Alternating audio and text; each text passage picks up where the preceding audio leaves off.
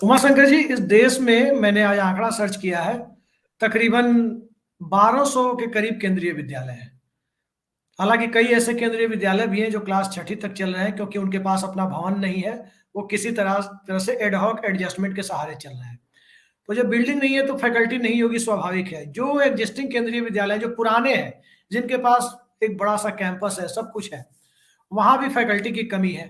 तीसरी चीज आप इसमें ये देख रहे हैं कि शिक्षा व्यवस्था को लेकर के और समाज के दूसरे जो खास करके जो एक्सपेंडिचर होता है दूसरे सेक्टर पर, उस पर बहुत दिन पहले मैंने एक आर्टिकल पढ़ा था एनके सिंह का, जो पीएमओ में रहे, प्रिंसिपल सेक्रेटरी रहे। उन्होंने लिखा था कि स्टेट गवर्नमेंट को ज्यादा इंपावर किए जाने की जरूरत है, फाइनेंशियल डिसेंट्रलाइजेशन। लेकिन आज के सेंट्रलाइजेशन, चाहे वो टैक्स कलेक्शन के मामले में हो या दूसरे मामले में हो, उस दौर में जब सारे रिसोर्सेज जीएसटी के आने के बाद आप देखें राज्यों को लड़ना पड़ रहा है, सारे रिसोर्सेज का एकोमुलेशन मोर और लेस आप कहें तो अधिकांश का केंद्र के पास हो रहा है।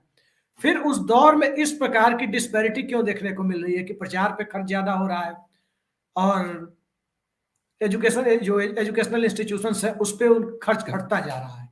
ऐसे में शिक्षा व्यवस्था जाएगी कहाँ?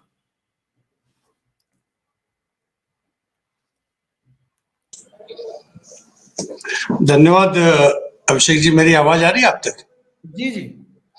मैं आपको, मीनू जैन जी को और रविकांत जी को सादर नमस्कार करता हूं, स्वीकार करिए, और नए वर्ष की बहुत बहुत हार्दिक शुभकामनाएं। जी देखिए, सवाल ये है अभिषेक जी की, प्रॉब्लम कहीं और है, ढूंढ कहीं और रहे हैं।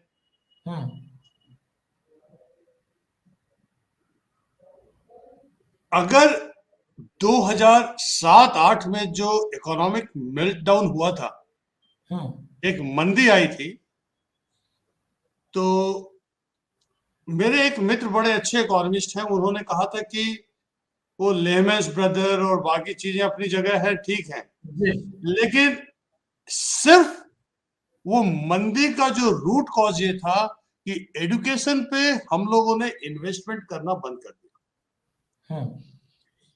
एजुकेशन आपको स्किल देता है, स्किल आपको जॉब देता है, या आपको जीने का रास्ता या तरीका बताता है। देखिए, परीक्षा पे चर्चा एक बहुत ही व्यक्तिगत निर्णय है प्रधानमंत्री जी का। और एक बार क्या हुआ कि जब मैं नौकरी में था, तो मैं एक गुजरात काडर के एक मेरे मित्र आए लखनऊ, तो मेरे घर पे खाना वाना खाया। उसके बाद वो गोमती नगर से मैं ले जा रहा था, तो गोमती नगर आप जानते हैं थोड़ा क्या बहुत अच्छा विकसित है। तो उन्होंने कहा ये बिल्डिंग कैसी है, ये बिल्डिंग किसकी है, ये है। बोलता यार, आपका जो मुख्यमंत्री है वो कर क्या रहा है? उस समय हमारे प्रधानमंत्री गुजरात के मुख्यमंत्री थे। उन्होंने कहा अगर इतनी बिल्डिंग्स हमारे गुजरात में हो गई होती तो इसको एक इवेंट बना के वो कहां से कहां निकल गए होते। तो देखिए, परीक्षा पे चर्चा एक इवेंट है, और उस परीक्षा के चर्चा में जिन बच्चों का सिलेक्शन होता है, कैसे होता है, वो एक अपना अलग विषय है। मैं आपको कुछ एक चीजें नहीं, जरा उस पर भी आपके पास अगर कोई जानकारी हो कि पेरेंट्स और बच्चों का सिलेक्शन कैसे होता है। मैं उस पर भी अभी आता हूं, अभी आऊंगा, पहले इस फ्लो में मैं बता दूं। देखिए, पूरे भारतवर्ष में करीब 15,09,136 स्कूल्स हैं। और आपको सुनकर आश्चर्य होगा कि 2014 में ये 15,18,160 स्कूल्स होते थे। मतलब स्कूलों की संख्या कम हुई है। और स्कूलों की संख्या कम कहां पे हुई है अभिषेक जी, इसको ध्यान देने की जरूरत है। स्कूलों की संख्या वहां पे कम हुई है जो जिन्हें हम प्राइमरी स्कूल कहते हैं। प्राइमरी स्कूल 12,89,958 था 2014 में, और आज 2021 में 12,17,670 है। इसका मतलब आप जिस बिल्डिंग को बना रहे हैं उसके नींव को ही आपने कम कर दिया, कमजोर कर दिया। देखिए, कहीं पर भी अगर आप किसी भी एजुकेशन सिस्टम को आगे बढ़ाना चाहते हैं, तो वो आगे जो भी आप बढ़ाते हैं उसमें प्राइमरी स्कूल और सेकेंडरी स्कूल का बहुत ही बड़ा योगदान होता है जी। और करीब देश में हमारे पास आज क्या होगा, 1000 के आसपास जो यूनिवर्सिटीज हैं, और करीब 42,000 के आसपास कॉलेजेस हैं। मैं ऐसे बहुत सारे कॉलेजेस को जानता हूं, बहुत सारे ऐसे यूनिवर्सिटीज को जानता हूं जहां पे एमएससी का क्लास चल रहा है लेकिन उस पर टीचर नहीं है। अब अगर आप देखें तो जो टोटल नंबर ऑफ टीचर्स है पूरे देश में, उनकी संख्या है 97 लाख के आसपास, 97 लाख, और जो स्टूडेंट्स हैं उनकी संख्या है 26.5 करोड़ के आसपास। तो जो स्टूडेंट और टीचर का जो रेशियो है वो बड़ा स्क्यूड है जी। वो मानक जो है वो मानक से बहुत ऊपर है। जैसे कि सेकेंडरी और हायर सेकेंडरी स्कूल में 47:1 का है, प्राइमरी एंड और अपर प्राइमरी में ये करीब 27-28:1 का है। अब आप समझ सकते हैं, आपको सुनकर बहुत सारी चीजों पे आश्चर्य होगा कि जब एक सर्वे कंडक्ट किया गया था जिसको national family health survey cycle 5 कहते हैं, वो क्या कहता है? देखिए प्रॉब्लम कहां पे है। प्रॉब्लम यहाँ पे एग्जामिनेशन में आप चर्चा कुछ भी कर लीजिए, रिजल्ट नहीं निकलने वाला है, क्योंकि ये सर्वे भारत सरकार का सर्वे है और भारत सरकार ने अपनी रिपोर्ट दी है। भारत सरकार इस रिपोर्ट में कहता है कि 21.4% लड़कियां और 35.7% लड़के ये कहते हैं कि मुझे पढ़ने में कोई इंटरेस्ट नहीं, और वो ड्रॉप आउट का कारण बनता है। अब आप इन चीजों को देखिए कि ड्रॉप आउट अगर प्राइमरी लेवल पे 0.8% है और सेकेंडरी लेवल पे 14.6% है, अभिषेक जी, और कोई बच्चा ही कहे कि मुझे पढ़ने में कोई इंटरेस्ट नहीं है तो आप उसे नहीं पढ़ा सकते। पढ़ने और पढ़ाने का मतलब ये होता है कि वो शिक्षक सबसे अच्छा शिक्षक होता है जो पढ़ाता कम है, पढ़ने के प्रति रुचि ज्यादा जागृत करता है। इसका मतलब जो क्वालिटी ऑफ टीचर्स है वो बहुत अच्छा नहीं है। दूसरा रीजन ये क्या कहता है? दूसरा रीजन ये कहता है कि required for house hold activities, मतलब 13% लड़कियां ड्रॉप आउट इसलिए होती हैं कि उनकी जरूरत घरों में, और 10% लड़के इसलिए ड्रॉप आउट करते हैं कि उनको बाप के साथ सहयोग करना है, कमाना है, 2 जून की रोटी कमानी है। अब आप इस पे अंदाजा लगाइए कि हम एक ऐसे कंट्री हैं जहां पे अभी भी 81 करोड़ लोगों को अनाज दिया जा रहा है। इस कोविड में करीब 5.3 करोड़ लोग they were pushed back to below poverty line। 45 million औरतें अभी आज की तारीख पे ऐसी हैं जो कि बिलो पॉवर्टी लाइन में है। 38 मिलियन आदमी ऐसे हैं जो बिलो पॉवर्टी लाइन में है। इनके बच्चे कहां पढ़ेंगे सर जी? पढ़ ही नहीं सकते, क्योंकि जहां पे आपके पास 2 जून की रोटी नहीं है, आप वहां पे पढ़ा कैसे पाएंगे? पढ़ाने के लिए आपके पास एक सुदृढ़ आर्थिक नीति होनी चाहिए, और वो सुदृढ़ आर्थिक नीति आपके पास नहीं है जी। अगर आप देखिएगा बजट, किसी भी, चूंकि मेरा बहुत अच्छा खासा समय भारत सरकार के साथ बीता, जिसमें कि हम बजट आउटलेज तय करते थे, प्रायोरिटीज तय करते थे, स्कीम तय करते थे। अगर कोविड के बाद आप देखें तो सबसे ज्यादा क्लोजर इंडियन स्कूल्स का हुआ है compare to the global average. Global average, Abhishek ji, जो ग्लोबल एवरेज क्लोजर का है वो 35 वीक्स का है, और इंडिया में वो 73 वीक्स का है।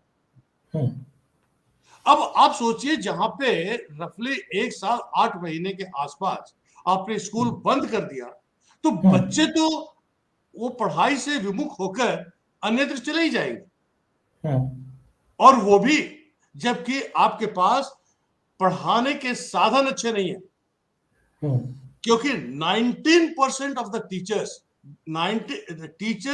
spend 19% of their time, only 19% of their time to teaching, rest 81%, ये मेरा आंकड़ा नहीं है सर, ये एनुअल एजुकेशन स्टैटिस्टिक्स कहता है 81% वो नॉन टीचिंग काम करते हैं। जैसे फ्री मील पे काम करेंगे, इलेक्शन का काम करेंगे, सर्वे का काम करेंगे।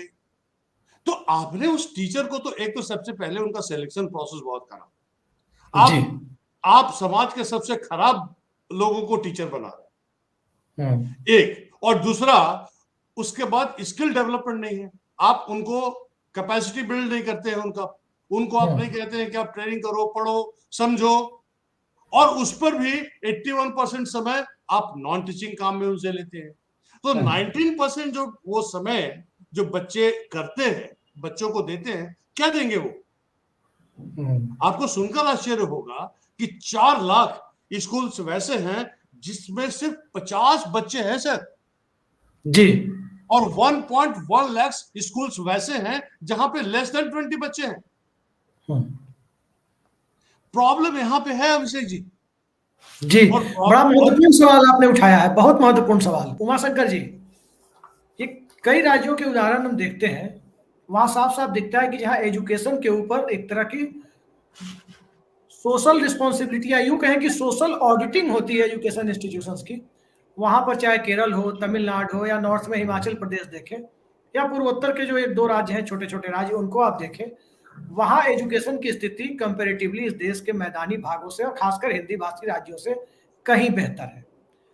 दूसरी तरफ आप देखें, हिंदी भाषी राज्यों का उदाहरण आप देखेंगे, एक लंबे समय से एक नारा उछाला जाता है कई लोगों के द्वारा कि शिक्षा को राजनीति से अलग करो, शिक्षकों को राजनीति से अलग करो।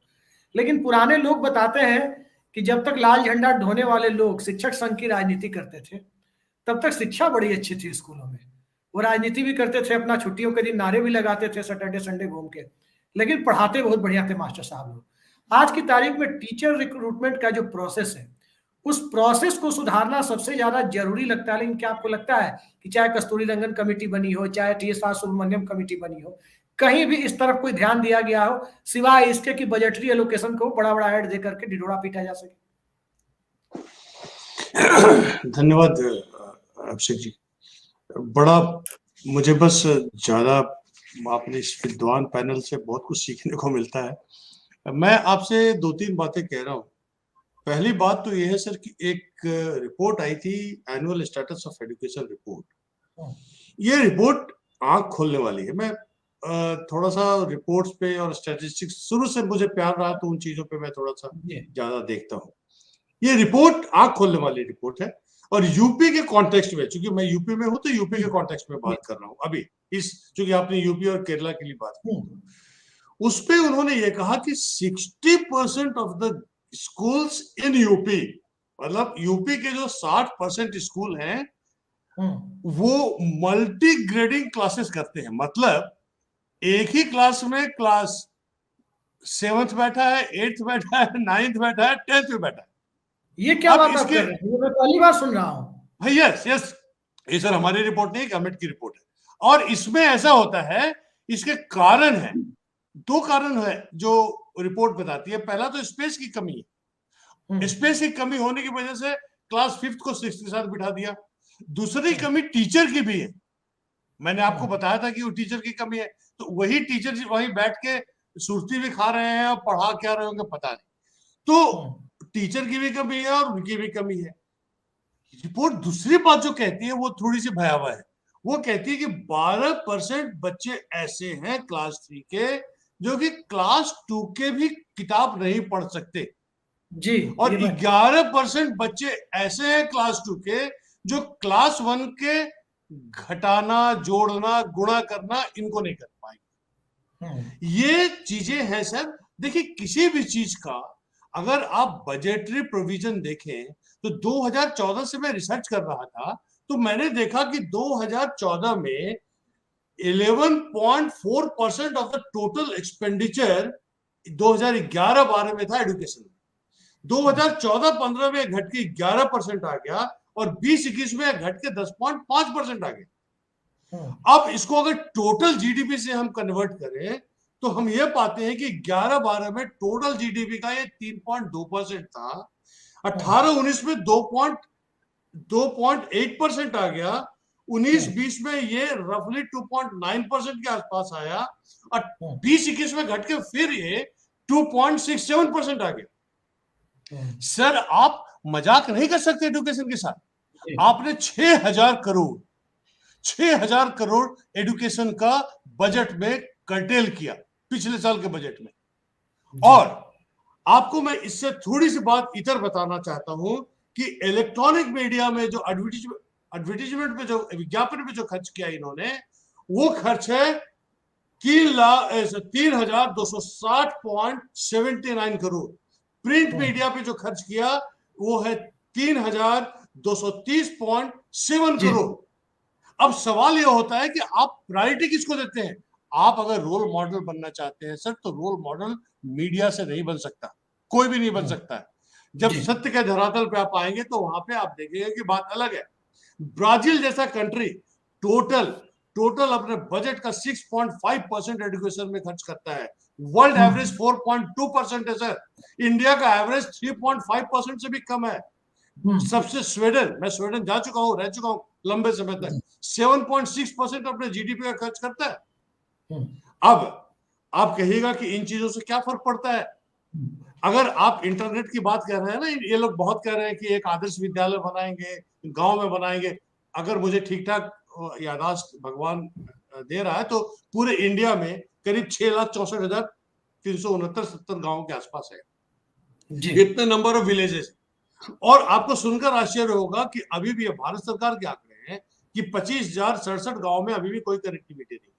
78% स्कूल्स ऐसे हैं जिसमें कोई इंटरनेट नहीं है, कोई इंटरनेट नहीं है सर। और 39 स्कूल्स ऐसे हैं जिसमें कोई सिर्फ कंप्यूटर है, बाकी में तो 60% में कंप्यूटर नहीं है। 600 मिलियन बच्चों के पास स्मार्टफोन है। अब आप बताइए, कोविड के बाद इन लोगों ने कहा क्या? कोविड के बाद इन लोगों ने कहा कि हम ऑनलाइन क्लासेस लेंगे। अब ऑनलाइन क्लासेस आप कैसे लोगे सर, जहां पे अनएम्प्लॉयमेंट का रेट आज के तारीख पे 8.34% है, रूरल अनएम्प्लॉयमेंट आज भी 7.7% के आसपास है, जहां पे मनरेगा पे पैसे नहीं है, लोग काम करके पैसे की डिमांड कर रहे हैं, कहां से स्मार्टफोन होल्ड करेंगे? इलेक्ट्रिसिटी अगर आप एवरेज देखिएगा तो पावर शेडिंग है गांव में, कहां वो टेलीफोन चार्ज करेगा?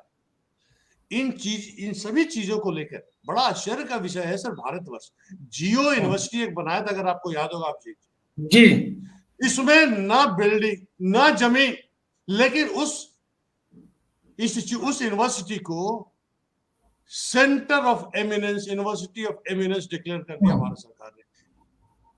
क्या कहते हैं, गजब हो रहा है। मतलब कहते हैं ना कि एक वसीम बरेलवी का दो लाइन है कि खुले छत के दिए कब के बुझ गए होते, कोई तो है जो इन हवाओं के पर कतर रहा। मतलब ये तो कुछ से कुछ हो गया होता सर, कैसे है जो चला रहा है। मेरे कहने का पॉइंट ये है सर कि आज भी आपको अभिषेक जी मैं बता रहा हूं कि ये जितना चीज है, अगर सही से विकास के दौर पे अगर हम देखें, जीडीपी के दौर, सारा का सारा जो आप इकोनॉमिक्स के स्टूडेंट हैं, मुझे इंटरेस्ट है इकोनॉमिक्स में, इस सारा का सारा डेटा जो है फर्ज कर रही है, चाहे वर्ल्ड बैंक हो, चाहे चाहे एनएसओ हो। इनका जीडीपी का डेटा वो शुरू करते हैं 10-11 से और खत्म करते हैं 5.2 5.3 पे। अब उसमें भी अगर ग्रीन अकाउंटिंग कर देंगे तो घट जाएगा, घट के चला जाएगा ये 1.2 पे, 1.2 से 2.23 पे। और अगर आप किसानों का इनकम डबल करना चाहते हैं, जो कि उनका एक लक्ष्य था, तो आपको वास्तव में इस इकोनॉमी को 12 से 14% कॉन्टिन्यूअसली 10 से 12 साल आपको ले जाना पड़ेगा, तब जाकर आप इनकम डबल कर पाएंगे। मैं आनंद वर्धन सिंह जी का बड़ा सम्मान करता हूं, इन्होंने बहुत सही बात कही। किसके लिए टूरिज्म कर रहे हैं सर आप? अभी इन लोगों ने जो एक वो चलाया है ना, जो आसाम तक जाएगा, एक क्रूज चलाया, वही क्रूज की बात है। हाँ, क्रूज चलाया। अरे सर, गरीबों को खाना दे दो, अस्पताल का पैसा दे दो पढ़ा दो। अभी हम उस स्टेज पे हैं। बुरा मानने की बात नहीं है कि हम सोचते हैं, बड़ा सोचते हैं, एक्सप्रेस वे ले आएंगे और ये ले आएंगे। अभी सर स्थिति ये है कि कितने लोग बुरे स्थिति में है, इसका कोई आंकड़ा नहीं है। 2017 ये बड़ा 18 के बाद महत्वपूर्ण सवाल आपने उठाया है।